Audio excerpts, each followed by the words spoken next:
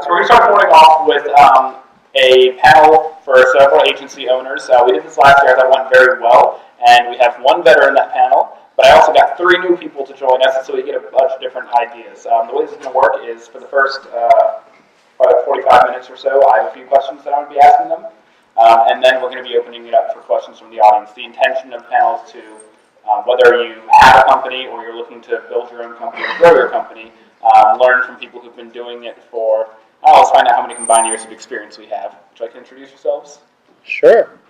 I'm James Tryon. I'm creative director of WP Ballet. Last year I was on the panel. The reason I'm back is I've been in the business since 1998, running as Easily Amused. After the panel last year and WordCamp, it's been a big improvement. Teamed up with some great people and joined WP Ballet at the end of beginning and the end of last year, and going strong ever since. So. One more thing about how many people are in the company. Okay. Well, actually, I'll tell you briefly what we are. We're first a full-service studio that specializes in ongoing support and being there to act as a partner and a guidance for that person. Where we want our company, we're there as a partner and to help them make all the best decisions possible. So we do all the fancy web design, but to say it fancier, we want to help them make the best decisions. And we're a team of about 15 right now, including contractors. Excellent.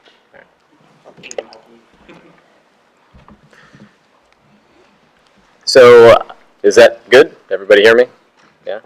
Good? All right. My name is Scott Mann, founder of Highforge, creative agency that we started back in 2001. I started off as a freelance entrepreneur for the first 5 years or so, and then as our small business clients that we initially signed on back in the early days, as they continued to grow, they started to outgrow me as a freelancer, and so I started to build an agency around to be able to grow along with our clients. So kind of our claim to fame is that our first 2 clients that signed on with us back in 2001 are still clients today. One was a mother-daughter team, one was a father-son team, and both of those organizations are 10 million a year plus organizations now with employees nationwide and internationally. We have 10 full-time salaried employees in our agency, and we specialize in conversion marketing, WordPress design, and a lot of support services within that realm. So, but we essentially have 3 columns within our agency. One is on the design side, one is on the development side, and then the final one is on the marketing side. So the design, the create, and the connect. I think that covers it. Great. Yeah. Good morning. My name is Karim Marucchi. I run Crowd Favorite. Crowd Favorite today is a combined company of about 60 full-time employees with about another 20 specialty contractors that come in for special projects. We are combined of about 3 different agencies right now and growing. We specialize in complex WordPress development, doing things specifically for enterprise clients, excuse me, and international clients. And we're looking to make sure that all our clients are always feeling, as Scott said, partnered with, and James said, partner with, and do our best. Hi, I'm Michelle Schulp, and on the opposite end of the spectrum, I am a fully incorporated agency of 1. I'm a designer, and though I do contract work for other larger agencies, I also run my business as a business instead of just as a freelancer, so I'm here to provide that perspective. All right, I want to start out with, I chose 1 question for each of you. So if anyone else wants to jump in, but I'm going to start naming off one person, and then I have questions for all of you. I'm going to start with James. You were here last year as a solopreneur, what Michelle's at now, or what Michelle's doing now, excuse me. How's the transition been over the past year, moving from doing everything on your own to managing a team of people? Yeah, actually the past year's been really great. Not to go too far into how awesome WordPress is and the community is, but to come to after last year, it completely changed my life. I've been in WordPress since 2007. But I was doing nonprofit work. I was really good. I got a chance to sit at a table last year at lunch with Norcross, Jack and a couple other really cool people, and they were like, "What are you doing? You're just as good as us. Why are you charging this? Why are you like doing that to yourself? You could be doing so much more, so much better." So that was a really cool thing. So just being involved in these things are gonna, it brings that extra that check that helps that boost the self-confidence. So to do that and then to team up with some cool people last year, for my day-to-day really hasn't changed, but to be able to do all that stress for myself and then team up with WP Valet, still work from home, still wear sandals all day, not have to dress up, and then have a really awesome distributed team,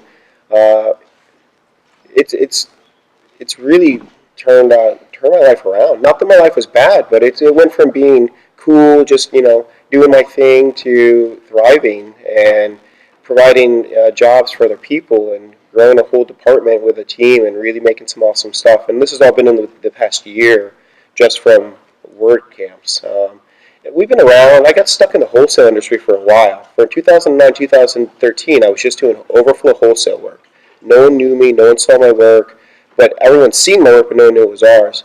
And then from that point of joining and just talking and being involved, I don't know how else to say how important this is for you guys to get involved and to give back to the community, to go to WordCamps, because that single-handedly changed my life, and it's given 4 or 5 other people in the past year full-time jobs and incomes and provide for them and their family. So I personally wanted to be on the panel again this year, just to tell everyone how important these things are and what they can do. Because even just your skill set alone, you can be like, oh, I can't make it, or I can't figure it out. What am I doing wrong? You just meet more people. Team up with with everyone else in this room, and you realize how far you guys can really go.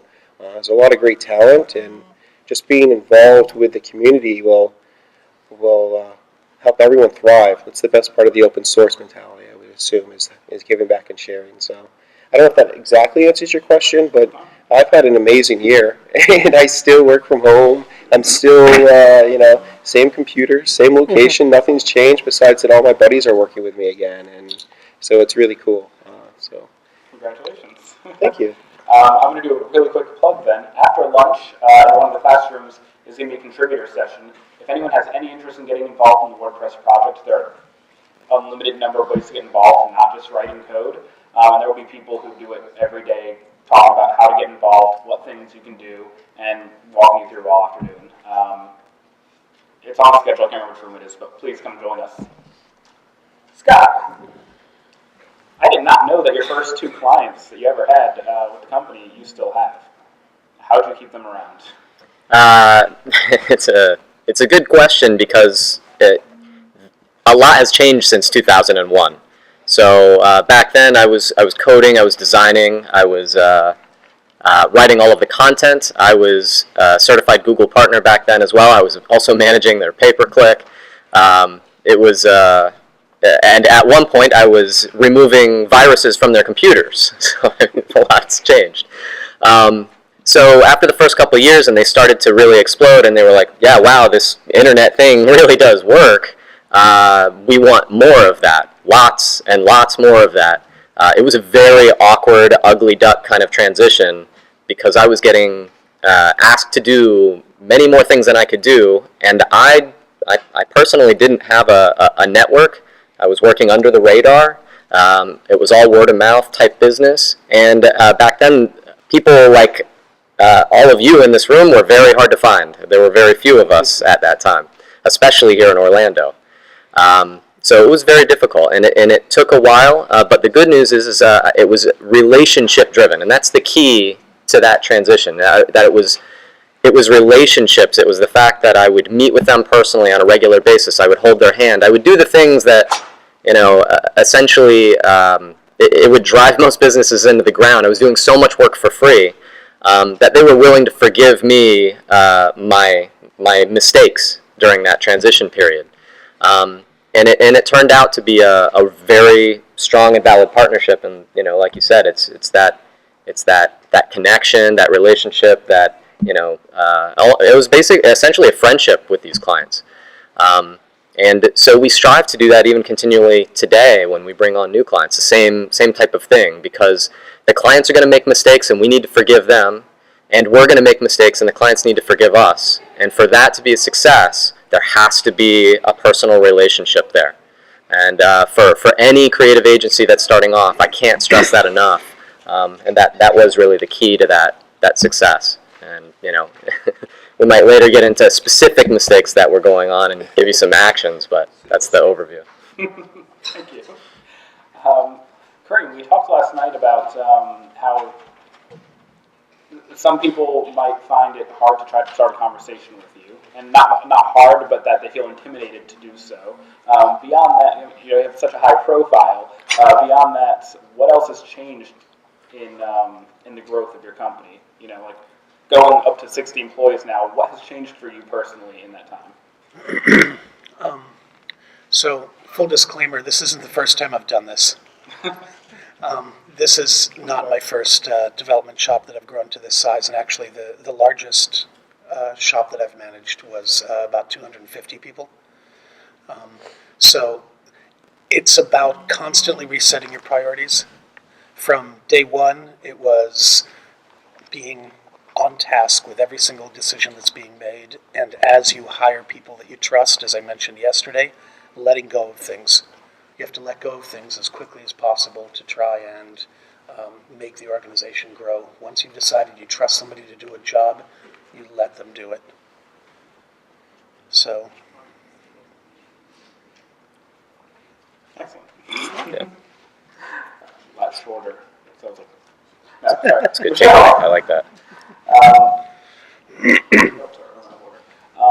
Do you miss working with the team? I mean, now that you're doing your own thing. Yes. Short answer is yes. It's really fun to be self-directed, and that's one of the things I enjoy. There's a lot of the project management aspect of it that is fun for me. But, it is hard when you are on your own, not working with a team, and that's actually the biggest blessing that getting involved in the community has been for me, is that I have many people that I can kind of call, maybe not an official team, but colleagues that I can ask questions to. A lot of the benefits of being on a team is not only, are you working on something with people that are maybe doing different things than you, like a designer, developer, writer, whatever, but oftentimes you're also working with a bunch of people that are doing the same things as you, like multiple designers, multiple developers, and one of the things you miss on that is being able to have somebody to go back and forth and discuss ideas with. So it's been really nice, basically making friends within the community, because I can get some of that water cooler, bouncing ideas back and forth kind of action on things, even though I am on my own and at home. So again, that's another really great reason to get involved, is even if you're doing things on your own, even if you're not part of a bigger team, you can get some of that camaraderie that's missing from not being part of a bigger company. So I guess I should call this the Why to Join the Community panel. Well, isn't everything at work the Why to Join the Community panel? That's all I talked about.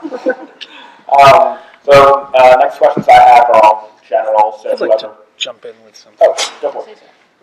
So we were just talking about joining the community, and I'll say this is the first time I've started a professional service agency where instead of having a bunch of competitors, there really is a community. It's incredible.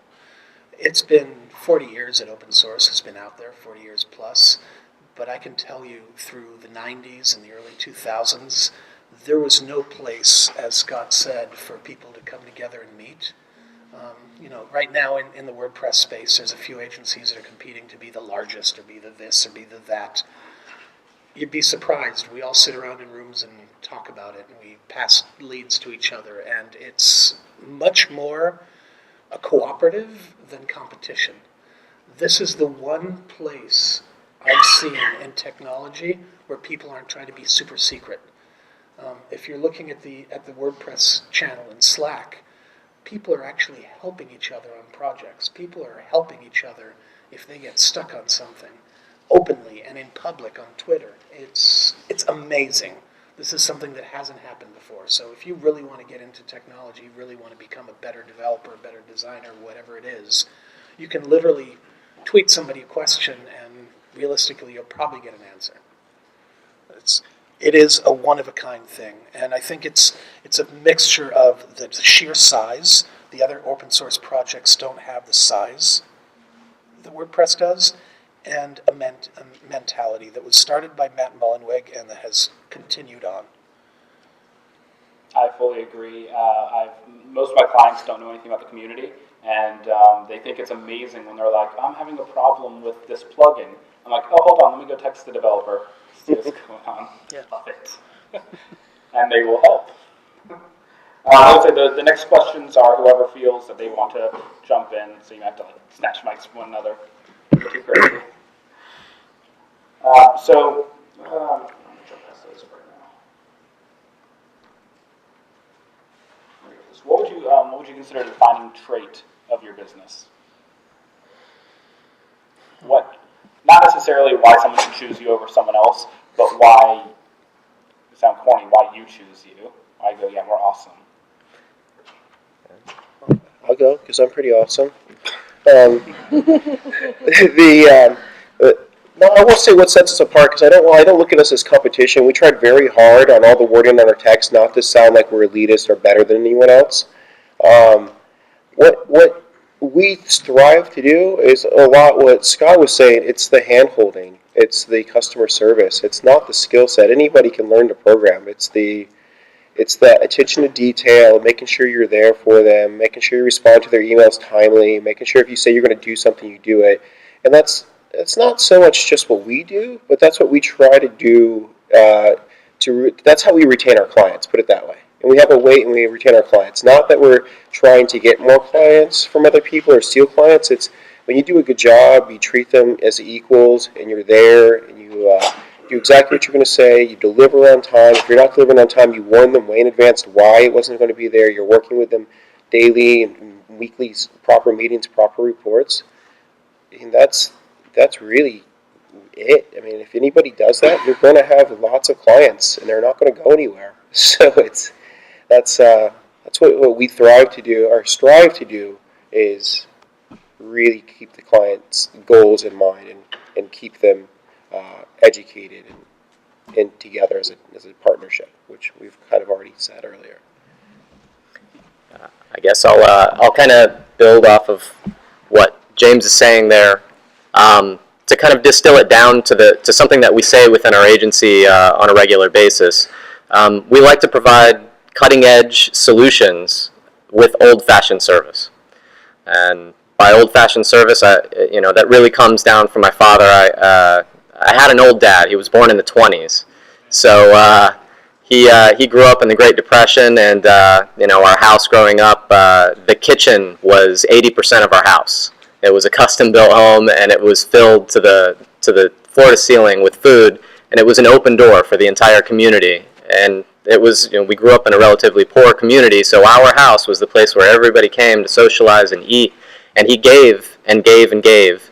And he was a mechanic. He worked on, fighter planes in the military, and he fixed everybody's cars for free. When we were driving down the road, he would pick up every hitchhiker. It didn't matter what they looked like, who they were, where they were. He would pick up every hitchhiker and give them a ride down the road. And he would stop any car that was broken down on the side of the road. He would stop and help fix their car. And that's really what the founding principle of our agency is that we want to provide that whatever it takes mentality, but we're going to do it fairly. That's where I differ from my father. I got a little bit more of a business sense. He did it for free. We charge a fair price for what we do, but we always go the extra mile so that it's that cutting-edge technology. We were building responsive WordPress websites back in 2008, and now doing that with that old-fashioned service mentality. So everybody on the team, I come from Disney, everybody on the team, we try to instill that kind of Disney customer service mentality, that it's hand-holding, it's white glove, and every step of the way we're thinking ahead of the client so that they feel like they're taken care of through the process. So this starts a little bit of a conversation that has been a hot topic in the Southern California WP area, which is Chris Lemma likes to say no a lot. And I know a lot of development shops out there who are run by engineers who love to explain to a client how hard things are going to be. Word of advice from somebody who started in the advertising world and came into technology 22 years ago. The customer's always right. If you keep the mentality of literally being a bartender or a server, the customer's always right. It doesn't matter. Here's the trade-off. Yes, client, I can get you that 3-month project in 3 weeks. It's going to cost 400%, but I can do that. Yes, client, I can do it for 50% off. It's going to take 6 months to deliver instead of 2 days. Yes, client. It's always about yes, and then make the better decision. Because if you have the mentality of saying, I'm here to help you, they will realize how quickly they are asking something that is difficult to deliver. And the ones who can't come to that conclusion after that conversation, you don't need as clients. So keep that in mind. Keep that in mind that if you want to be in a business where you want to be able to tell a client off or explain to a client how difficult it is, they don't care. They're trying to run their businesses. They're trying to get their work done. So if you're going to have a services business, remember that the client is always right no matter what.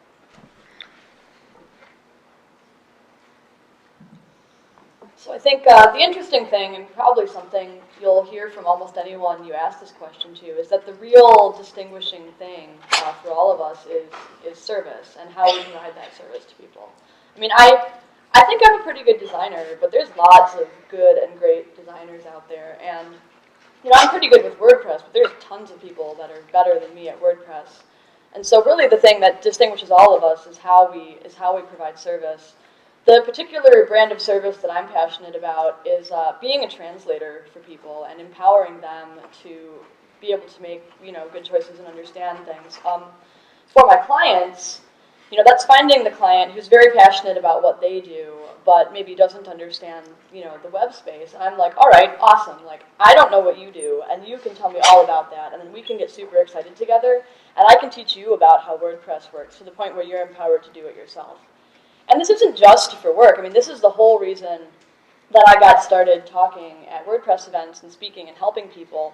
I want to empower designers to be able to design better for code. I want to empower developers to be able to understand design better. I want to help teach people, help translate kind of the stuff they don't know into things that, they can understand better.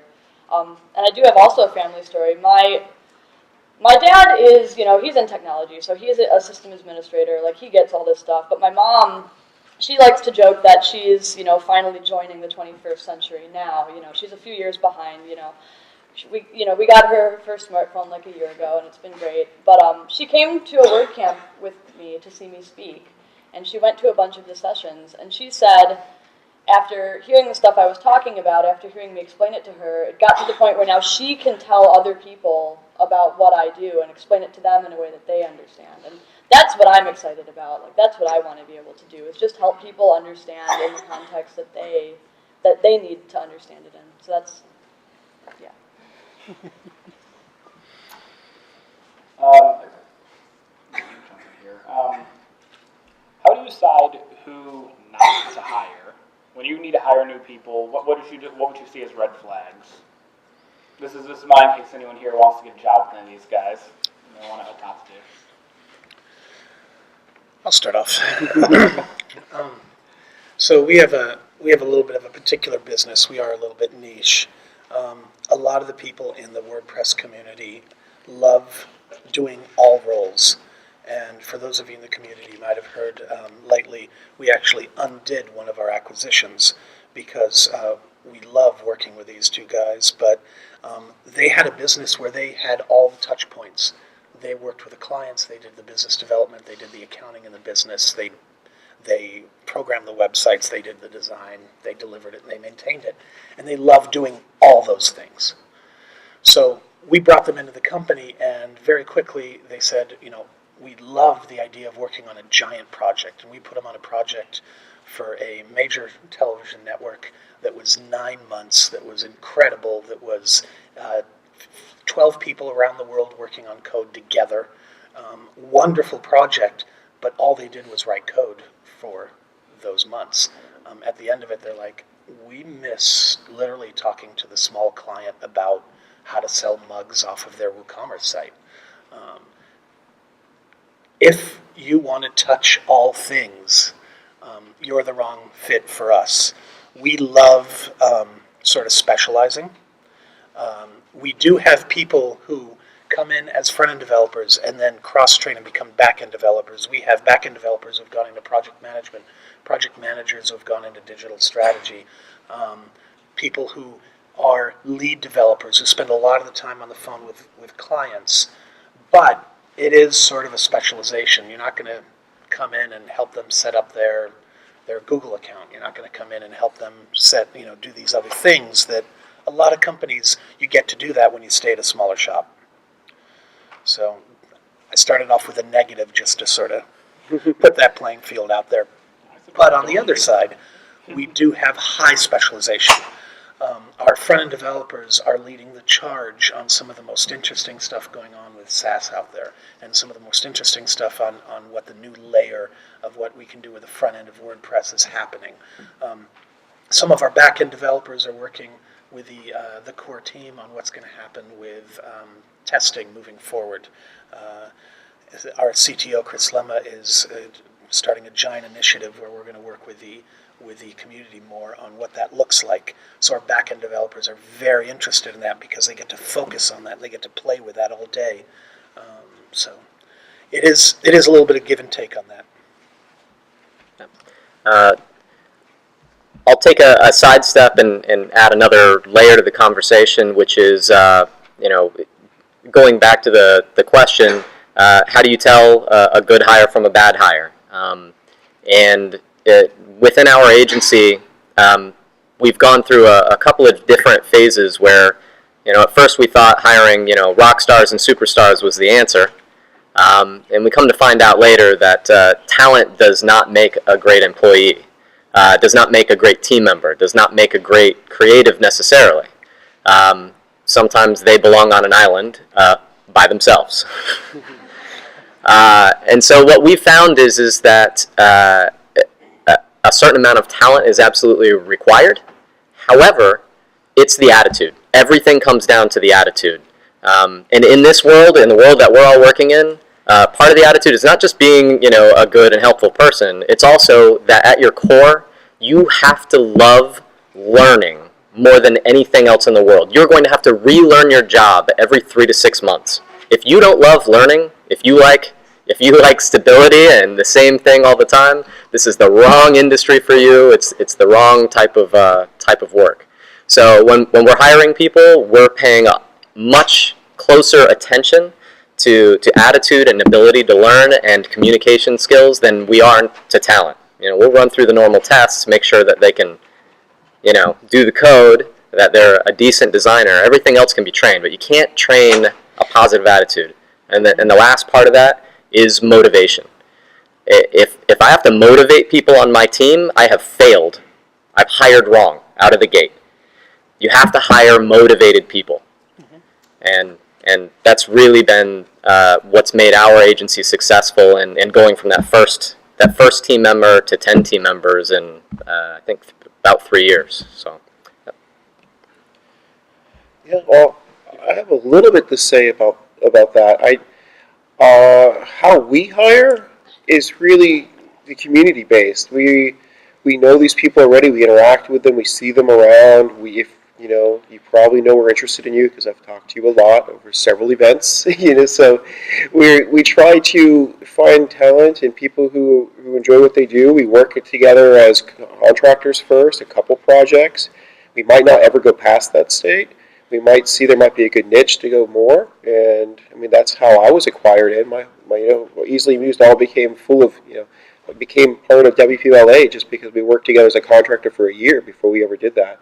So I think the key thing we do is we're always excited, but we don't move too fast. We'll move real fast for a contractor, for a test project or internal thing to see if you're a good fit if we're already buddies and we've already seen you giving back and helping out with the community. But just like the other guy said, skills can be learned. It's that personality. We were trying to figure out some things, and we found one of the guys on the team was a really good fit, but we just approached them like, would you be interested in more responsibility? I know you got some other jobs. Would you be interested in, stepping up? So we try to promote from within, try to grow. We try to give Fridays to learn new skills. So really start as a contractor, be buddies, be friends, make sure we all get along, make sure you got a proper skill set. The rest of the stuff can be learned, It's just more about team. I'd also like to comment on what Scott said. It is all about the attitude. We have hired literally a front-end developer before that by the end of the interview we said, how would you be interested in working on project management? Or how would you be interested in working on, I think he's a project manager today. He just had the mindset of somebody who strategically thinks through things. So with a positive attitude, you can absolutely interview for whatever you want to if you're looking to join a crew. And with a positive attitude, you'll probably be sought out. It's just incredible to see. Most people come to us and think that we'll just hire people who are already experts, and we're hiring people who are coming straight out of school who don't have a day of professional work under them. So somebody who's been working quietly at home at their computer and thinks that they're not worthy. It's the absolute opposite. Usually they're doing the coolest stuff. Well, Karim's probably answered my next question then, which is, do you find candidates for to fill specific roles at the company? Do you find them to fit specific jobs, or is it just we're too busy, we have to get somebody? Like, when do you decide, okay, we need to add more people? Well, that's a plug if you're hiring now too, if you want. We've to answer that question kind of bluntly, the reality is that there's good advice and then there's what we've done. They're very different things. The wisdom here is that usually as a small agency, especially if you're just starting off, if you're trying to grow your own agency, or if you're trying to join an agency, this is kind of your way to look in through the back door. But really what it comes down to is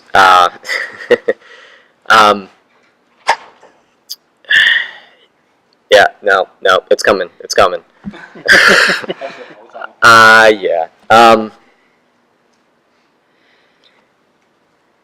Don't hire too fast. You hear hire fast and fire slow. That's like the common phrase that you hear all the time. But what we've had is you have to balance work with how many people are on your team, because then you have cash flow issues. You have all sorts of things that come if you hire too fast and you don't have enough work to keep them busy. So the wisdom here is if you get the work and you don't have enough hours on your team or yourself to do it, then you subcontract that out. Similar to his model here, where you work with a subcontractor to solve a couple of problems, and then if the business continues to grow from there, you can roll those subcontractors into essentially the forming of your agency or the growing of your agency. Whereas on our part, a lot of times we're acquiring people or bringing people onto the team, even if we don't quite have the work for them, which is as a business owner, that's very stressful, because I have to go out and in a backwards kind of way find the work to keep them busy, so that they're not burning a hole in us, because everybody on our team is salaried. We don't do hourly. Everybody's salaried, and if we need somebody to work nights and weekends, they're working nights and weekends. But oftentimes we're bonusing people out for that too. But that's a whole different subject. Maybe I don't know. But hopefully that answers the question a little bit. What the common wisdom is and what we've done, and I'll be honest with you, doing it the way that we're doing it is, it's a whip snap, head snapping around kind of way to do things, and I do not recommend it. Well, so in our case, we're a large agency, but we're actually broken up into many small business units, and those business units are sometimes doing it in are always looking for resumes to come in the door. That's my tip of the hat to Jay Goldman. And then at the same time, we're also doing a lot of partnering. We don't necessarily need to hire for everything. We work with a lot of 1 to 5 man agencies for certain aspects of our work. Some of our work we can't partner with. They have to be employees because of certain types of contracts we have with clients. But a lot of the time we are partnering. You don't have to always worry about hiring all the time. It's a wonderful thing if you can always just be saying, send me your resumes, but we believe in working with those people first sometimes rather than just saying, okay, we're just going to hire you, we're just going to see what's going on. So if you're looking for a long-term relationship, the best thing isn't to say necessarily, I want to be hired tomorrow morning. It's like, how can I work with you? How are you open to? I think we have a very good reputation for working with folks outside the box, so to speak. So that's one of the ways we're trying to do it. We're not just trying to say, come be a full-time employee only. You don't have to answer, sorry. You made a face at me.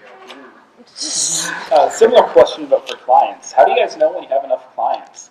I know some people want, world domination. We want every client, and then some people have, you're like, I'm okay with being a boutique agency, or I'm okay with whatever I'm at.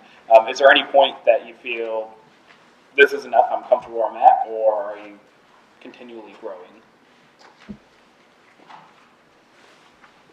So for me, as a one-person agency who's not trying to grow in terms of number of people, and for anybody else who's kind of in the same boat, where you're comfortable being small and your goal is not growth in terms of numbers, it's really about kind of what your priorities are. I mean, if your goal is growth in terms of numbers and that kind of stuff, then you'll have a different strategy than someone like me whose goal is flexibility, a work-life balance, other things besides dollars. So I know I have enough clients when I'm comfortable, but I can still do the things that are the reason I'm doing what I do in the first place, like things outside of my job. So it's a different answer for me than it would be for someone who's running a larger business, but I just wanted to kind of share that thought. It's not always about growing dollars. So I'll give the alternative perspective to that, which is that starting a business, becoming a freelancer, leaving a 9-to-5 job or leaving a steady job with benefits is one of the greatest risks that anybody can take in their lifetime. I mean, it is an absolute gamble. It is incredibly stressful, and you have to be a risk taker to do what we're doing. So if you're going to take that risk, there better be a dramatic reward at the end of it. So everything you do every single day is a risk. So make it pay off. So I rolled the dice and started my own company.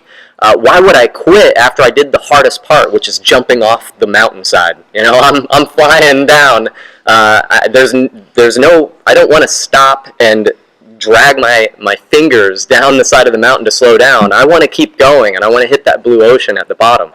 That being said, you can still do that as a solo entrepreneur, but the way that you do that, the way that you continue to grow, is you just keep raising your rates. When you get 40 hours of work, time to raise your rates. When you get 40 hours of work, do it again. So that's the way to do it both ways. Yeah. Well, interesting thing is just availability, and we're not looking to grow and be huge, but I still have some clients, like what Scott was saying, from '98. Like, clients are happy; they're not going to go anywhere. So when it comes to clients, as long as the bills are paid, everyone's covered, and whatever's available, just keep in rotation. So new lead comes in, if it fits and it fits our schedule, then great. But we're not going to turn work down. We're always looking for new clients. But from a standpoint of how do we determine?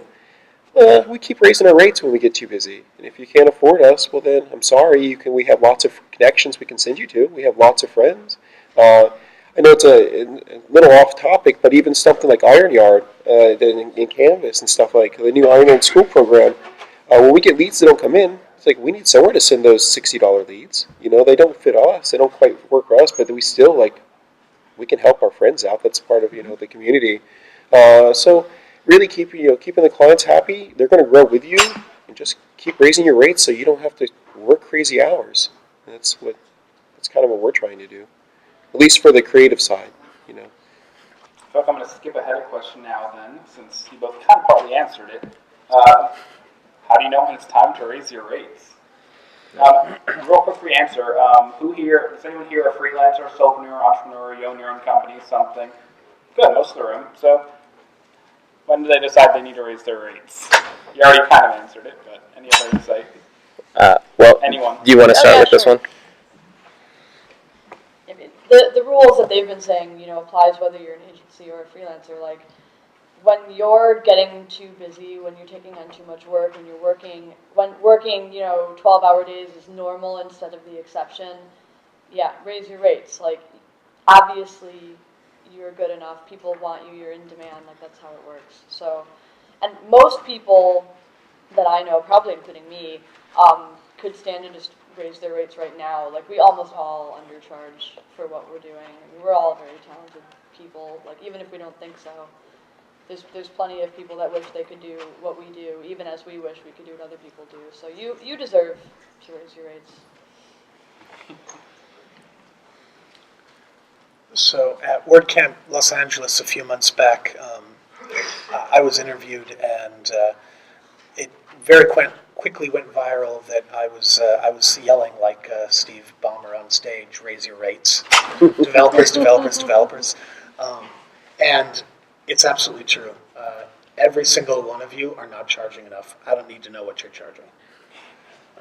I'm telling you that from the point of view of probably our rates are some of the highest, and you guys aren't charging enough, because I'm still taking work on, and I'm still turning away clients and turning them to other agencies that I shouldn't be doing. You guys should be raising your rates much, much higher. Can I get you to tell that to my clients? Yeah, absolutely, absolutely. And if you need, seriously, if it's a question of trying to explain the value to your clients, then find yourself a mentor in this community who's done this before, and discuss how you're talking to your clients. Because if you can't communicate, if you don't feel confident in how to communicate to your clients why they should be paying more, seek that help out, because I've seen some of the work just done in this general community, and it's awesome, and you guys need to charge more. All right, I have one more question before we open it up to the room, and it's my selfish question. So I've been using the same business name for the past 6 years. I've been freelancing, and then I've been doing it full time for the past 2 years. And I've been over that time considering if I want to, change my branding, change my name to appeal to a broader set of clients. Does anyone have any ideas? Not ideas for me, although I'll take them. But any opinions on whether that stuff matters, how much it matters, or if you have any really cool stories about why you are what you are, named or anything? I plead the fifth. Can you repeat the question? I'm sorry. Yeah, I made that long. Yeah, I'm sorry. The question is, how much does your branding matter? Do you think to you and to your clients? And then, if you happen to have any funny anecdotes about why you are called what you are called, if anyone does. All right. So, our agency almost changed names a couple years ago. We went through a process where we had an identity crisis internally, and I had an identity crisis internally, and we spent a good week of brainstorming, and we had about 300 different domains associated with lined up, and we took some polls, and then we looked at what the cost and the risk analysis was on that, and ultimately we changed our name from HighForge Solutions to HighForge after all of that. And kind of the mentality that I see within the creative industry, there's two different types of branding directions to take. One is the mechanical. Hey, this is a literal representation of what we do. There's a large agency. They're just called conversion marketing experts, but they're huge. I mean, they're one of the bigger agencies in the country. But then there's the other route, which is the more creative route, which is name your company something that sounds like a band's name, right? And then, you hear all these crazy stories. And, Hydra Studios became Purple Rock Scissors. I mean, who thought the name Purple Rock Scissors was a good name for a company? I don't know, but they're huge and they're doing awesome work, so who cares, right? the reality is, in my opinion, I don't think it matters. I think whatever you decide, you just need to own it. Own it. And it doesn't matter what you're called. It doesn't matter what your name is. None of that matters. Just own it. Spread it everywhere. Be proud of it. And, make it quirky. Make it serious. Make it fit your personality. Whoever, inject your DNA into that. So in my case, HighForge is, very simply put, I did some, family history and went back into the lineage. And it turns out that the first business owner in our family, going back as far as we can go, was a smithy in the Scottish Highlands. So, hence the name HighForge. But it's an entrepreneurial spirit with a personal message. So, but everybody's got a different story there. Just own it. So, different take on sort of the same message. What ends up happening for us, for instance, is we are now crowd favorite. We actually, at the current time, have 4 different websites for 4 different companies that have sort of come together, and they're still out there and they're still running. Our brand identity is slowly becoming, over the last year, crowd favorite. Whether you knew us as 40, whether you knew us as Velomedia or crowd favorite before that, what we've been able to do is bring together the concept of the brand identity isn't the name necessarily, it's the quality of what we've delivered. So answering also the last question, sort of, our business development is based on our reputation and what we've delivered. The ugly truth is you're only as good as the last project you've delivered. Your clients, no matter how loyal you think they are and how much you like them and they like you and you've been in business with them for years, like Scott, like myself, if you don't deliver, they're going to go away. So it's important to have that message. It's important to have that brand. It helps you deal with your culture. You'll be seeing Crowd Favorite make some definite changes over the next 2 months in how we're seen out there. But at the same time, realize don't get too attached to it. There are plenty of agencies in the advertising world and even in this community who are so hyped up on their name or so hyped up on their identity that they're not focusing on the ball, and the ball is actually delivering consistently day to day. That will make your brand stand out more than anything else with your clients. Yeah, and I wanted to add to all of this because I completely agree with all of it. Now, I'm a designer, so obviously I live in the world of colors and typography, and personally I love things that are aesthetically appealing and well thought out and clever and have really great margins that are consistent across everything and blah, blah, blah. And a lot of people think of that when they think of branding. They think of logos and what typeface we're using and all that stuff. As a designer, I am here to say that while looking professional is good, that is not your brand. Like, your logo and that stuff, like, that is not your brand, regardless of whether or not it's my job to make those things. Your brand is who you are or who your team is and how you project yourself to the world, how you deliver work, how you interact with your clients, how you interact with people that you meet at a conference. Like, who you are and what you do is your brand. I mean, we talked about service at the beginning of this, and it's all that. That being said, consistency is good. I mean, if people see your name or your logo, they'll be like, oh yeah, it's those guys. But they're not going to think like, oh yeah, Pantone 186, it's my favorite. Like, no, they're going to think, oh, those guys do solid work. They're great people. They're helpful. They're cool. So having a name, a logo, whatever, is good. But backing that up with who you are is the most important thing. Mm-hmm. A quick illustrative example. Anybody in the room know who WPP Group is? Nobody. Awesome. If you look up if you Google WPP Group, you will find a holding company that has a website that looks like it's straight out of 1996. They own a majority of every advertising dollar spent in the Western world. They own companies like Young and Rubicon. They own companies like J. Walter Thompson. They are the power behind those companies. Their branding within the industry is all powerful, but they're not worried about their logo. They're not worried about what their website says or the fact that it looks like 1996. They're just constantly delivering on to their clients. I want to follow up on one thing that I agree with everything everyone said, but the thing that's the most important is what Michelle said. It's not your logo, it's not your name, it's the people, it's your reputation, it's the community that the people see you in. If we changed our name, I think with a couple tweets and a month or so later, everyone would just accept it and not realize it because they know who we are.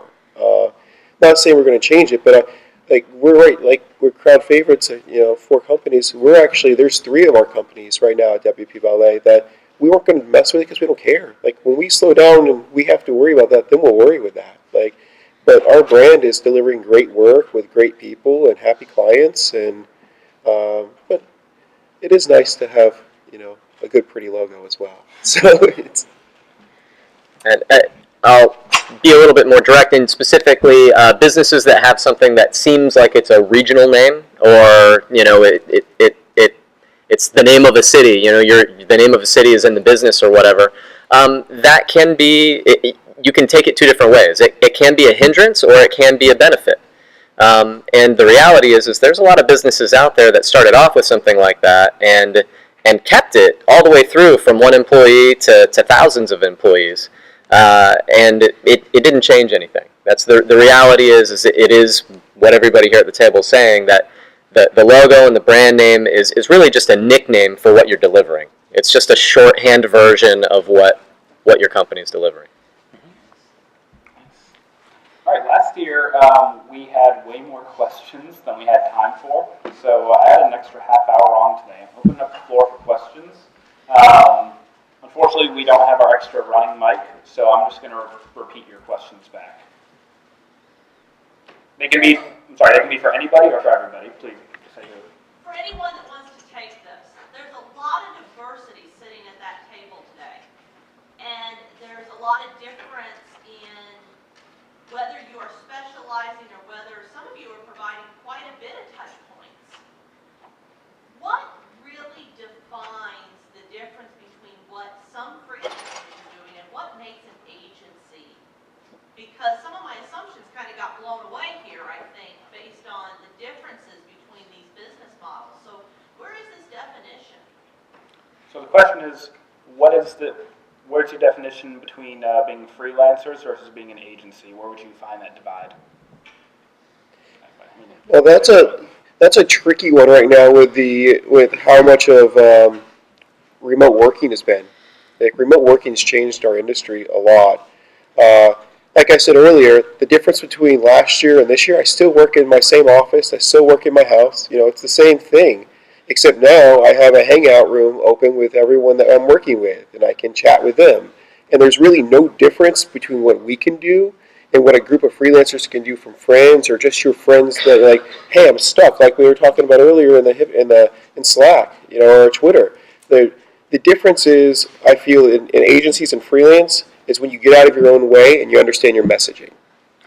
But I would say, like, once you can really understand that you're worth more, you can deliver a really awesome product, you're no longer just moving pixels for your client, at that point you can be a one-person agency. So I did want to say something about this, because actually when I was asked to be on this panel, I was like, it's just me, right? Like, I'm not trying to hire anyone. I'm not aiming to grow and hire people. Like, why are you asking me? But when I thought about it and when we talked about it, I do try to take a lot of the same attitudes and lessons that a larger agency would employ across multiple people and use that same level of professionalism even though it's just me.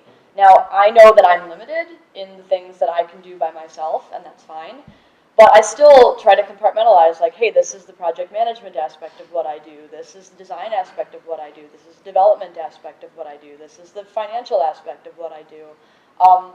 And instead of just kind of being haphazard about it, I try to, give myself a process for all those things. There was a great talk at the end of yesterday on setting up processes to be able to do all those things. And I think that's kind of the mentality that even if you're small and you are independent and you don't necessarily want to hire people, you can take the lessons learned from larger agencies and use that to make your business more professional.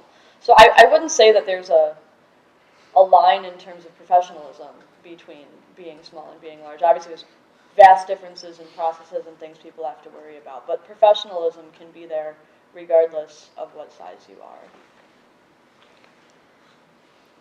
So for me, it's a very good question because I've been trying to mentor a small group of WordPress friends in the Southern California area who are freelancers, independent freelancers, who were trying to figure out how to come together without necessarily starting an agency.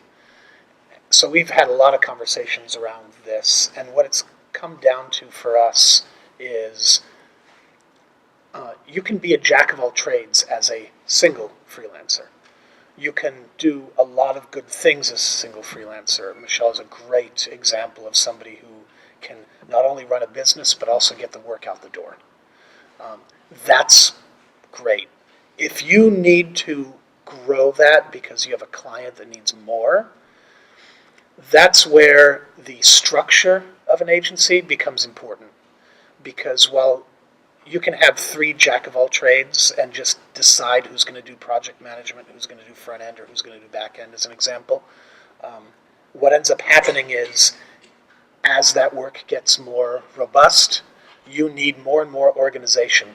So what was said earlier about our industry being changed by working remote, it's true, it's been changed by working remote, but to sound like the corporate guy up on stage, we have a lot of rules and procedures and policies to make sure that while people are working from home, sometimes they're not necessarily, or all the time, they're not necessarily just doing anything. It's very structured in an agency. So there is a hierarchy. There is somebody to help you upstream and somebody to help you downstream. So the more structured an agency becomes, the more that becomes easy for folks who want a little bit of structure, a little bit of help, who feel like they're team players. As Scott said, some people are rock stars and some people are more team players. We're looking for the team players. So you can advance as much as you want, but you can also decide, all right, this is my cubicle, so to speak, and I want to stay in it. This is my area of comfort, and this is where I want to stay. So that's what an agency allows you to do as a professional. Yeah, and just to add to what Karim is saying, which is, very well put, to boil it down to its essence, what we found is that going from freelancer to agency is really, a freelancer has a process for one person, an agency has a process that applies to multiple people. So, but it's the same process. That's the key. If you're a freelancer and you're subcontracting out to a bunch of other freelancers when you get too busy, that doesn't make an agency. You all have different processes. But if you are all doing exactly the same process to create the same level of quality of deliverability in what you're providing to your clients, then that is essentially what an agency is, no matter how loosely it's structured or how tightly it's integrated. That's probably how I would define it. And I'll tell you right now, it is an incredibly painful experience if you don't come from a corporate background where everything is tightly organized, and you have to scale a company up and create that organization from scratch, which is what we're doing right now as an agency, and it is very, very painful. Trying to figure out, hey, when it's just me and like 4 other people working elbow to elbow, it's really easy for everybody to know what everybody's doing and stay on the same page and deliver excellent quality. As soon as we hit 10 people, it was like, man, everything is loose, things are flying everywhere, cowboy code this way, somebody's uploading something over here on a live website, WordPress plugins are getting made left and right behind the scenes when we didn't have any money allocated to that. It's getting messy. So now we're in the process of building structures from scratch, which has really slowed our growth down, from a profit perspective. Our revenues are going great.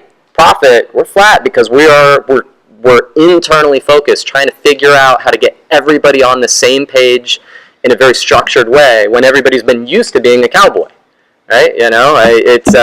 Those cowboys don't want to be tamed.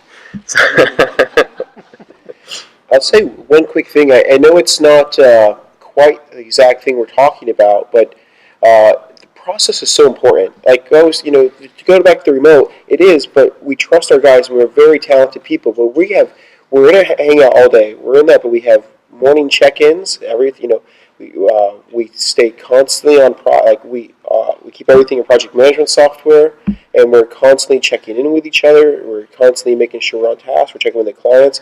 So with I guess you can say with great freedom comes great responsibility. You have to be on top of your game, regardless if you're freelancing or an agency working remote or at your house with a team. Following that process is really going to make your business successful, and come up with a process if you don't. If you don't, let's have a beer, we can talk about it. It's really important. There are a lot of tweetable quotes coming from all this. So I apologize if this comes off as sort of like asking trade secrets, but I'd love to hear a little bit more about how you guys, what maybe services or processes that you feel, maybe that white glove service. What do you do that takes it kind of above the, hey, we're having a cool onboarding process, here's your stuff, bye. Like, what are some of the extra things you guys really do that create that like warm, pleasant feeling with clients? So the question is, which services and processes do you have that you feel set you above for your clients?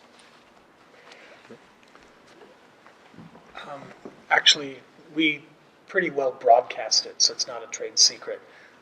I'm going to plug Chris Lemma, big surprise.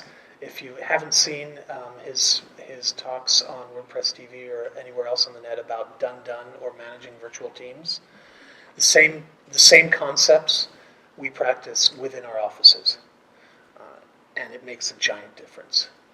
It's literally about communication as far as once they get in the door. Onboarding is difficult because it's not just, we have a rather large internal intranet where things are written down and documented, and once you get past, and I don't know how many people have this problem, but once you get past 15 people, there's no way you can mentor yourself out of that. You have to write things down. So we have that intranet. The thing is, I'm proud to say that intranet is always outdated, because every time we onboard somebody, the people we are hiring are so smart that they're going, yeah, here's these 5 steps. Step 3, we could do that better. And we're very quickly to iterate and change that. Jason Rosenbaum, our COO, is always reminding people, this is a great place to work if you're comfortable with being uncomfortable. If you're comfortable with change, if you're comfortable with moving very quickly, and yet then trying to catch up. Part of our job for our clients is always to document. Internally, we can't keep up with our documentation, and we're actually proud of that. And we've actually hired full-time people to come in and help us do that. And it's still not getting done fast enough. With some of the changes and everything from Vagrant to Git to this to that, it's just interesting to see how quickly things are changing, and we're trying out new tools. So keep it light, keep it moving. Don't ever get stuck in your own little world of, I'm just going to use this tool set. That's how we do it. Well, a couple things. I got what really helped me is I ran a restaurant for 4 years with 132 employees. So like that mentality of quick, fine steakhouse, you're making sure everything's done right. And then plus the ordering, and then plus being able to keep up with partying at night and still wake up and do all the prep work the next day. That really helps a lot. Side note, you can't yell at a designer like you yell at a prep cook. So don't do that. Secondly, agile. We work in an agile process. Being able to iterate with your clients and talk openly about their budgets and what you're doing, it's going to help your project so much easier. It's going to run things really smoothly. So work agile, have a great PM or account manager, like having someone that's going to have all those touch points, that knows the backstory, so you don't bring someone on and I'm not going to say there's not dumb questions, but if you ask the client something that you've already gone over in 2 other meetings and someone else is asking it again, you should know that, but that should have been documented from the last meeting. That should be there. That should be in a project management software somewhere. So just cover your butt. Have a good PM, work agile, and enjoy doing what you're doing. And it should be very easy after that.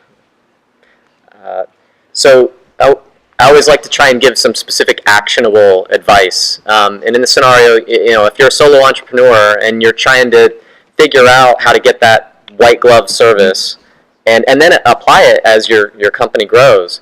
And really the first step here is getting this, what's in here, what you do with every client, like organically and naturally, it has to be down here. It needs to be in a step-by-step process, and that process is what you're onboarding a client with, so that they know exactly what the process is from start to finish. That's what makes them feel like they're being taken care of. Oh, you're the professional. You're going to walk me through it. You're going to deliver this on this day. You're going to deliver this on this day. But then being consistent with that. The only way for that to work is if you get it out of here and put it down here. All right, my battery died, so stealing your mic with you guys. I saw Scott's hand first. So I actually have a two-parter, and it's quite simple. What's your ideal work week in terms of hours, and what's your preferred billing style? You know, hourly, daily, or weekly? Okay, so the question is, what is your ideal work week in terms of hours, and what is your ideal billing cycle? Hourly, daily, weekly, something else? I'll take the billing thing. Yeah. Feel free. Well, I'll go real fast. Ideally, when there's enough work, everything's going smoothly. There's no rush projects. It's just a normal process. We want our devs to get 20 hours a week billable. Asking them to do more than that's difficult. Plus meeting time, a lot of small tasks. You've probably heard how many 2-hour tasks in a day. If you have an 8-hour day, more likely 2.5. And that's pushing it. So to expect anybody to have more than 5 billable hours a day is going to stress you out, stress your team out. Just set your expectations. I'm going to have meetings, I'm going to have phone calls, I'm going to have Facebook time. You have 5 hours of billable. We moved client-wise to bill weekly because we got tired of our guys stressing.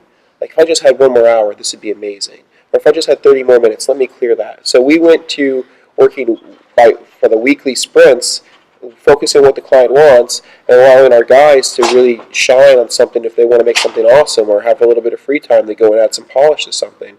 And that removes the stress. The clients are happy, so we do a lot of that. And then we try, if everybody's doing their 5 hours a week, we want to give back on Fridays, give back to WordCamp, learn a new skill. So sure, you're only getting billed 20, but then you're working 40 hours. You're available. You're there. We just want to make sure that we get the minimums met, and then everybody else is happy and continue to learn. So on my side, it's changed over the years pretty dramatically. The first 5 years I was working from 3 p.m. until 5 a.m. Those were my freelancer hours. Then when we started hiring, started to get more in line with normal business hours. And those first couple of years, after the first couple hires, it was average, probably about 80 hours a week. It's basically trying to figure it out. And then now with 10 team members, we're looking at, on average, I'm putting in about 50 hours, not including networking time and coming to these events and giving back to the community. And the reality is to grow a creative agency and to take it to the next level, you're going to have to make sacrifices sometimes. This guy here, he's probably got some epic sacrifices going on. I heard his travel stories. And right now, I'm not traveling a lot, but my wife, she has to understand that the business sometimes is just as important as family. You've heard stories. Mark Cuban, worked for 7 years without a vacation. That happens too. But really, at the end of the day, you have to decide what the DNA of your work week looks like. If you're a freelancer or you're an agency, you have to decide if you're going to be working forever or if you're going to put in 40 hours and have a life too. Our agency, our culture is that when people come in the door, we tell them that family is first and that you are required to have a life outside of work. And it's different than a lot of other agencies, whereas your life is work. And, there's some balance in there, and sometimes we ask that people, sacrifice there too. So there's a little bit of a balance. So for those of you who either work in teams or in agencies, I'm just going to say what he said, because he's exactly right. What Scott said is it's exactly the mark. Work-life balance, making sure you understand what's going on. For those of you who are entrepreneurs or solopreneurs, there's two phases. Phase 2 is running a business. If you're running a business, you can expect 40 to 60 hours. Awesome. Phase 1, if you're building a business, I'm sorry, there's no answer to how many hours. It's all hours. Yeah. I'm still in the phase of building a business, even as large as we are. There's lots of jokes being made publicly and within our company at the hours that I and the executive team work. It's crazy. If you're building your business, just throw away the concept of how many hours am I working. Track it, but don't worry about it. Part A. Part B, about charging. Traditionally, there's either fixed bid or charge by the hour, so to speak. I'll back it up one level from your question. There is no right answer there. There are just the different ways people do them. Earlier you mentioned doing things in sprints. So if you're doing things in the agile method as opposed to the waterfall method, hourly definitely makes sense. So do things hourly or weekly or however else you want to break up time. So time and materials based. Awesome.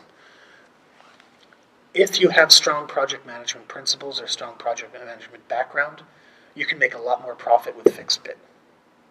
It just depends on where your background is. For those of you who are developers first and business owners second, stick to time and materials. You can't lose, so to speak. It's just a question of how much you want to work. For those of you who have more of a business background, seriously look into fixed bid because you'll always be able to end up on top as long as you can control that process.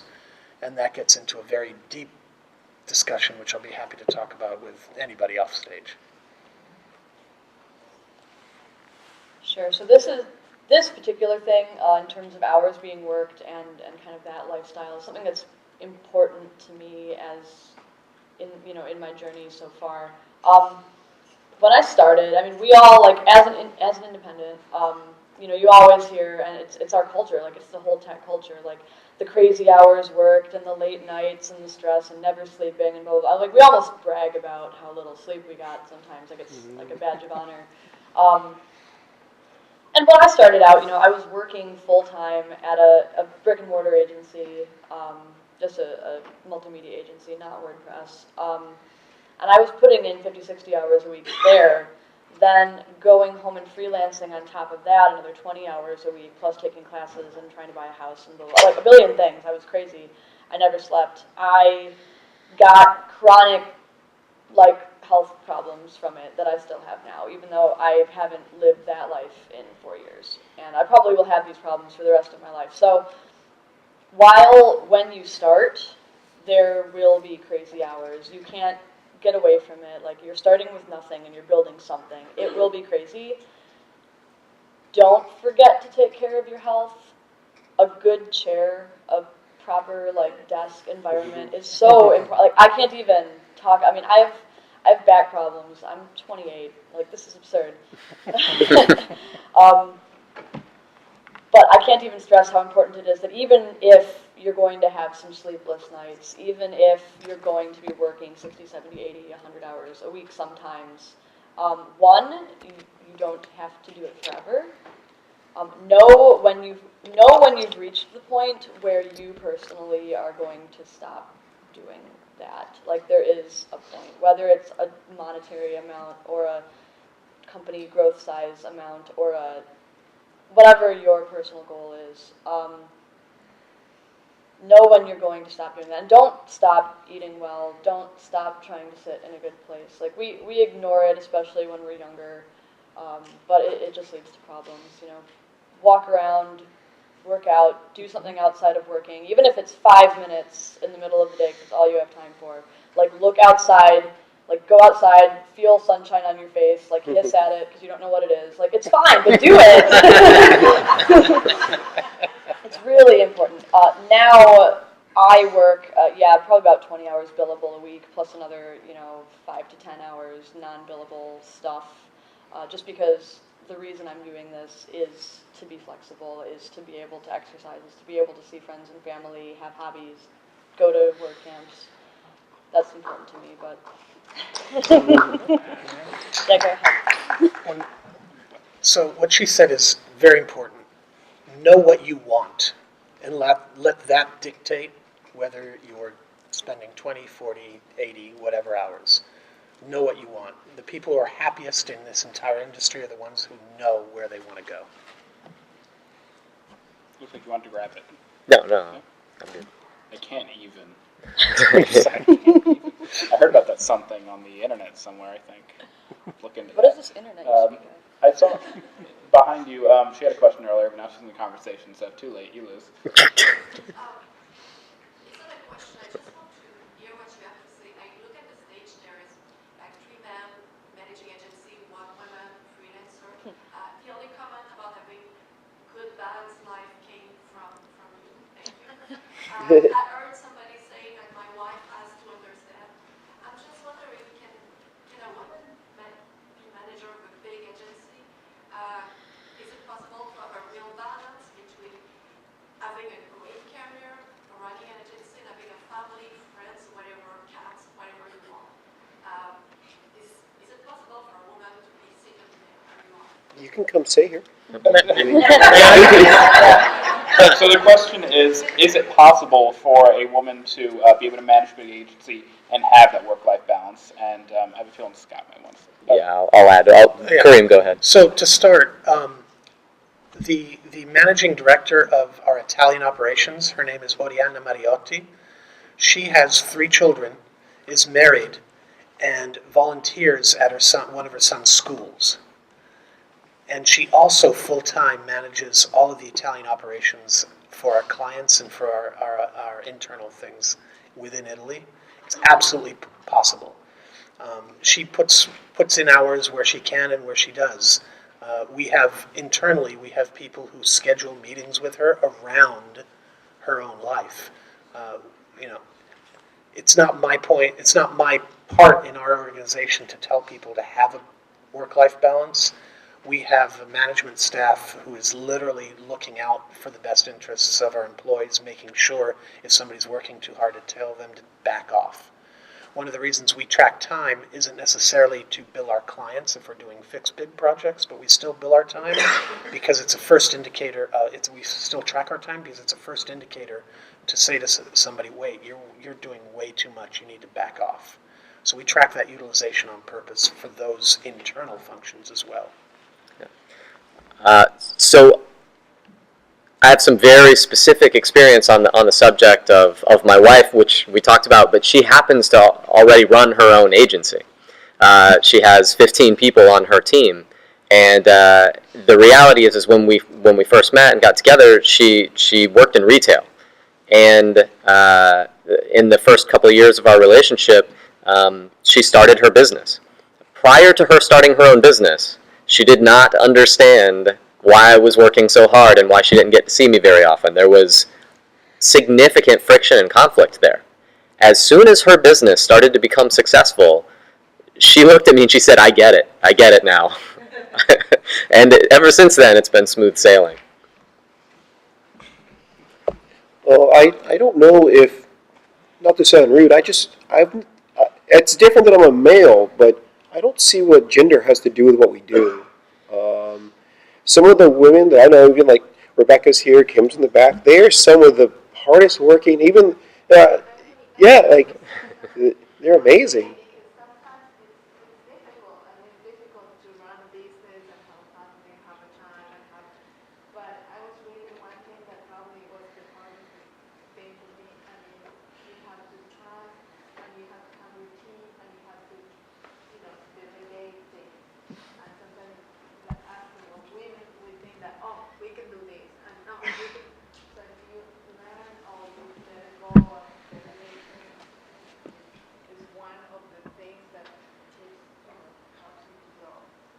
So I think that's a reiteration of what we heard earlier. I'm not going to just along gender lines. I think that could apply to almost anybody. As long as you have the ability to trust those around you, to properly delegate, I think you can be successful. And by I mean everyone else too. Excuse me. Yeah, I just wanted to say, I was kind of, I mean, like, as, I guess from a woman perspective or whatever, like, I was kind of bummed that I happened to be the person kind of, I guess, representing women on this panel, just because I know so many awesome women in the WordPress community that are in, you know, positions of high responsibility at different agencies, and like whether that's as a partner or as a, you know, a high level project management role or whatever. Like, there's plenty of them out there, and the only reason they're not on stage is because they don't happen to be here right now. But I mean, they're great. And in a general thing, though, you know, balancing running a business or even having a career with family, regardless of who you are, is hard. I mean, when I was younger, my mom was actually the primary breadwinner, and I thought that was like a normal thing, which I learned later is not. Like, she was the primary breadwinner, and my dad had a part-time job and like stayed home with us. So, like, it is kind of a gender thing, only because even now, like, it just so happens that more women have more familial responsibility, not because it's genetic, but just because that's just how it happens to be, and it's something, like, on average, women have to think about more. But for anybody, you know, that has a family, I mean, it is hard. There are different sacrifices you have to make. And again, it has to go back to what do you want? Like, are you running this because you want to see your family more? Are you running this because you have like a specific, like, you want to send your kids to college? Like, what's the motivation for doing what you do? And make sure that your actions tie into that motivation.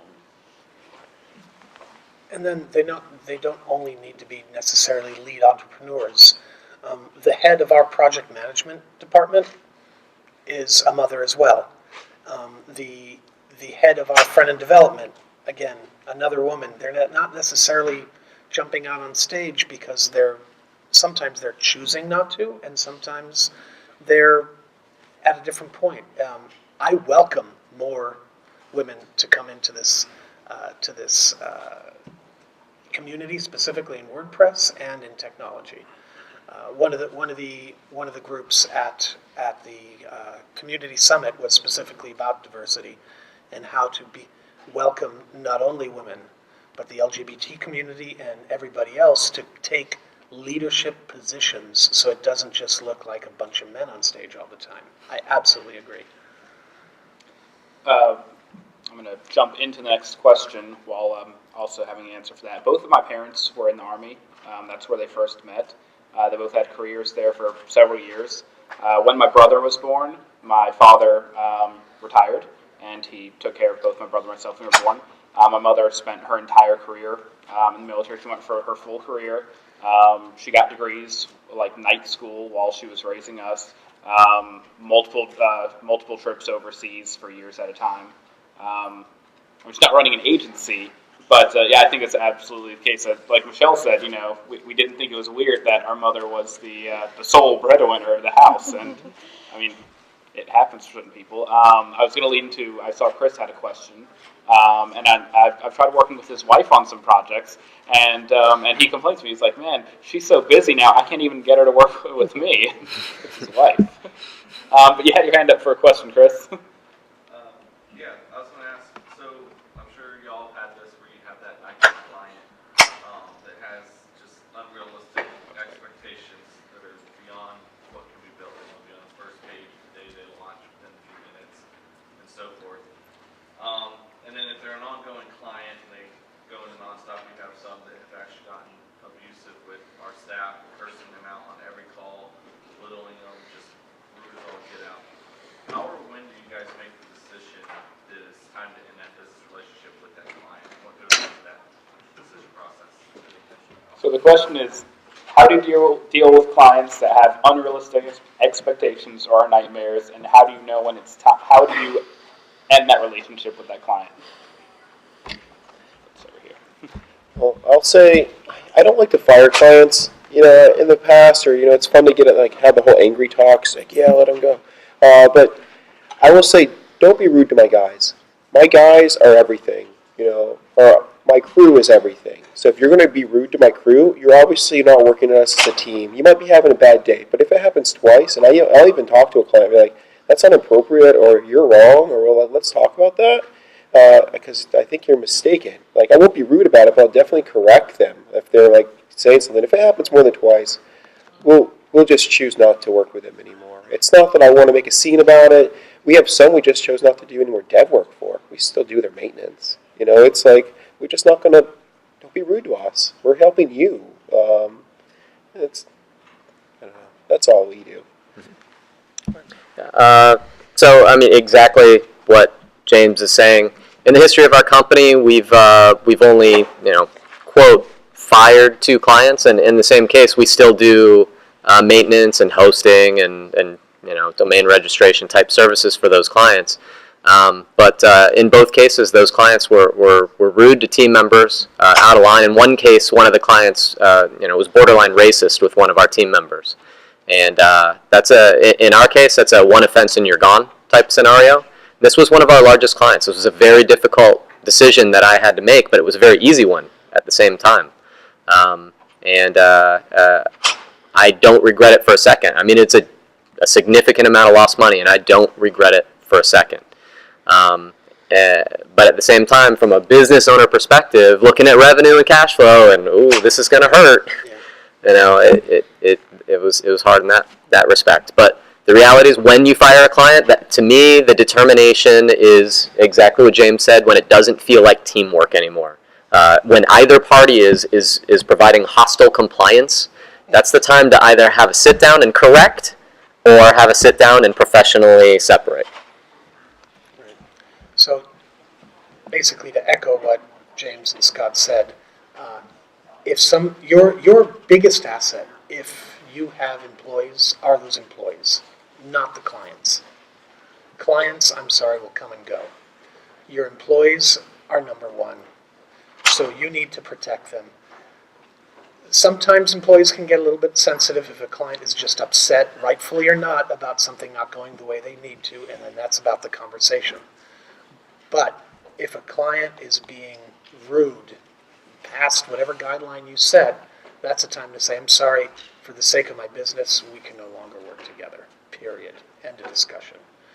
If that's not the case, the second answer to your question is, as has been echoed onto me and messaged to me when the question was answered, because I'm famous for saying it internally, the minute somebody gets overly excessively difficult as a client and they start pushing on something that we've tried to talk them out of in a respectful manner, price them out of it. See how quickly they drop that idea or they move on. Price them out of it. Sometimes they'll bite. You're like, no, I didn't want you to. And yes, sometimes that's the problem. They'll say yes. But that's a good problem to have, folks. So I guess that returns back to raise your rates. Yeah. And like any breakup, the first time you have to do it, it's scary and hard, especially if you're still in a fledgling part of, if you're still starting out, you're in a fledgling part of your business and you're hungry and you just want as much as you can have. I mean, we all start that way. We're just like anything we can take, and you have to part ways with a client for whatever reason, whether it is an abusive relationship or even if it's just no matter how you try to manage their expectations are something vastly different from what you can do, whether it's expectations of availability, maybe they're not rude to you, but they expect you to answer the phone at 3 a.m., and you just have explained to them what your hours are over and over and they won't change. It's okay, even if you are just starting out and hungry for business and feel like you need it, like any relationship, it's okay to leave a bad relationship. You are worth it. Your time is worth it. Your mental health is worth it. It's hard and scary. The first time I had to do it, I knew I had to. I was going to do it very nicely, professionally, write a very nice email, but I had to sit in front of my computer and play Alex Clare's Too Close 50 times before I could get the courage up to write this email and let this client know that we weren't a good fit to do business. But you're worth it. I mean, regardless of the size of your business, regardless of how much money you do or don't have, you're worth it. Self-help. I like it. All right, we have time for Therapy. one more question, and you've had your hand up. So the question is, how do you pay your team, hourly or salary, and what made you make that decision? Talk. Well, We do both, and I think a lot of that was down to the employee's choice. One of our employees, they didn't want salary because they felt like the hours keep them going. That keeps them motivated, and so it was just purely the person's choice. So, but at the end, it's still about the same. It's just what works best for that situation. And once you reach a certain point, or once you've done enough contracts, or once you become really part of the team, then there's those options. But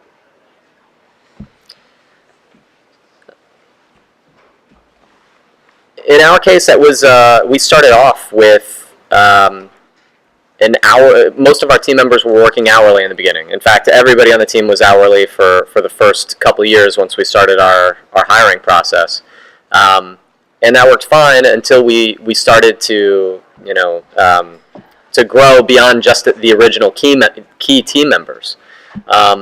And what I found was that it started to become more of a burden to track hours and be worried about hours all the time.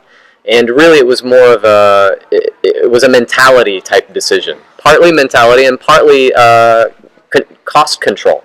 So when you're hourly and everybody on the team is hourly and you've got 10 or 12 people, you may notice that your payroll can dramatically shift up and down. And I didn't like that. I really wanted controlled costs. I know exactly what my overhead's going to be. I know, and more importantly, our team members don't feel pressured all the time to get every minute exact to the minute. And in fact, it was weird. We had team members who were under-reporting their hours and getting paid way less than they should have because they felt like it wasn't productive time. And that's not what we wanted our agency to be about. So I kind of waffle back and forth, and so what we do now is we usually have like a 90-day trial period where they're hourly, and if we like them, we'll fold them into salary and go from there. So we do still have a couple of people who we pay hourly at their insistence. My personal view is that it's a disservice to the people to pay them hourly because their managers will always be reviewing their hours for billability, for what they're doing internally if it's not a billable project, that kind of thing. It creates a lot of overhead, which in turn creates a disincentive for the business to do things hourly. We always deal with salary, but we do have a couple of very motivated individuals who have insisted on being hourly, and that's because they felt guilty being the types of project developers who worked on 3 months of worth of project and then took a month off, and they wanted to have that flexibility. Those people have proven to be responsible enough that we let them do that. I say they end up by the end of the year with less money in their pocket than they would if they were salaried. So to keep them, we bonus them. But it's, again, extra work for us, so we always prefer to do salary. I actually wanted to add, not because I'm paying anybody, but as an alternative perspective, I do a lot of work with a company, an agency called Modern Tribe, which is a pretty big WordPress agency that runs their business model vastly different from everybody else on the stage. They have the main partners, and then everyone else who works for them is a freelancer. So obviously, the way they bill for things is very different, the way they run things is very different, but I wanted to bring them up only so you guys could go check them out and kind of see how they do things. As an alternate perspective, if you're thinking of growing a business, it's good to kind of see. I think their business model is fascinating, and if you ever get a chance to talk to like Shane or Reed or Peter at a WordCamp or on Twitter or whatever, they have a lot of really interesting things to say too about how this works. So, What company was that? Modern Tribe. So I'll further plug Modern Tribe. Shane is the only entrepreneur I've been able to see make a company structured like that work. So power to him. Yeah, I can't figure it out, but he's great at it. I did want to say it's because they also follow, I mean, having been on the contractor side of that, you know, they have a very strict process and communication workflow and stuff that they go through, just like any other large agency does. I mean, there's a way of doing things. The hours tracking is very specific. The process is very specific. The client interface is very specific. Like, it's very organized. So again, if you wanted to pursue a business model more like that, structure is almost even more important because you're managing a bunch of independent people as opposed to employees. So. Excellent. All right. Well, again, we ran out of time, so next year it is going to be a 5 or 6 hour panel. But Bathroom breaks, I hope. I want to thank. I'll stick around for questions outside. Yeah, absolutely. All the speakers are going to be here throughout the day, because I'm telling them to now. So please find them if you have any specific questions. I want to thank Michelle, Karim, Scott, and James once again for joining us this morning.